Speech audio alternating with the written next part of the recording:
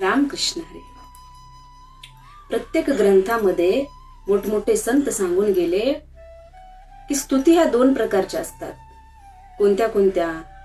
एक विष रूपी स्तुती आणि एक अमृत रूपी स्तुती. अमृत रूपी स्तुती कोणती हो? तर देवाची केलेली स्तुती म्हणजे अमृत रूपी स्तुती. ती आपल्यासाठी अमृताप्रमाणे काम करते.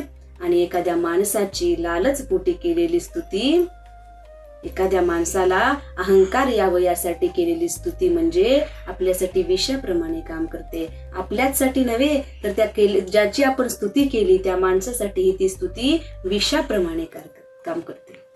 म्हणून स्तुती कोणती केली पाहिजे? परब्रह्म परमात्म्याची स्तुती केली पाहिजे, देवाची स्तुती गायली पाहिजे, देवाचं नाम जप केलं पाहिजे. एखाद्या माणसाच्या पाठीमागे लालच पोटी त्याच्या अहंकाराला जागृत करण्यासाठी जर स्तुती केली तर त्याचाही नाश होतो आणि आपलाही नाश होतो.